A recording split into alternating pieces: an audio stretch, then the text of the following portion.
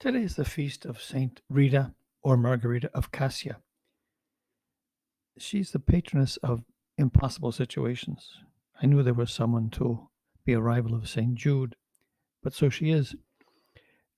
When she was 12, she had a desire to enter the religious life, to become a Franciscan tertiary, but her parents, who knew better, married her off to the town guardian, night watchman, who was abusive.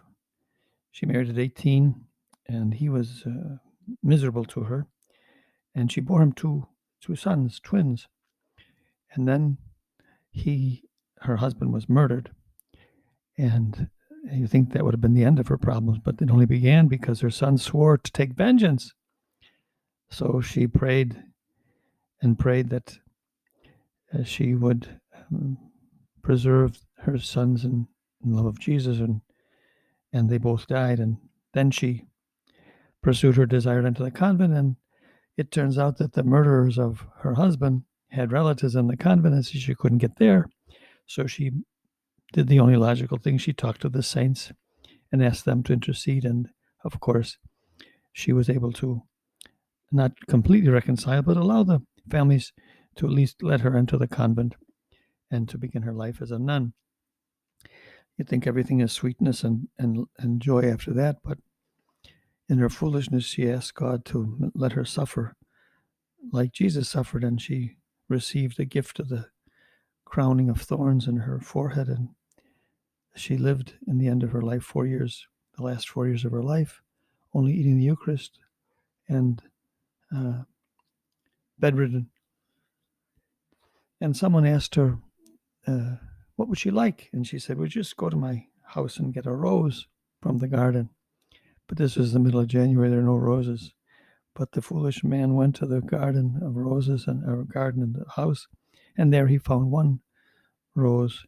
He brought it to her, and she died in the grace of God. Here was a person whose obedience to her parents led her to misery, 18 years of misery and suffering. But as the reading for her day's Mass talks about bringing forth children in child pain, birth of child, pains of childbirth, she was able to accomplish all those things. Everything that she touched turned to dust, and yet she didn't lose hope in Jesus. She didn't lose faith in Jesus, and He brought her safely home. Today, in our day and age, when there's so much abuse and so much contradiction of God, and so much interference with vocation and all the rest of it, we need people like Rita to show us that in spite of everything, we're never alone. God is with us. Today is the day after the ascension. Jesus supposedly has left his church. There's no Holy Spirit yet. And yet the church functions because Jesus never left us orphans and never leaves us orphans. He's always with us. It's sometimes we just don't believe that. That's why when the apostles came to the Mount of Ascension, they adored him and yet doubted. It's those doubts that cause us the fear that keeps our faith from being absolute in God.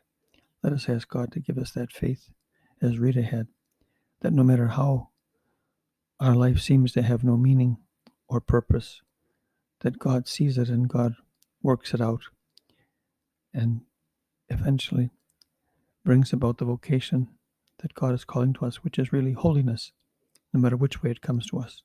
That's our call, to be like Christ, to die to self and let him reign.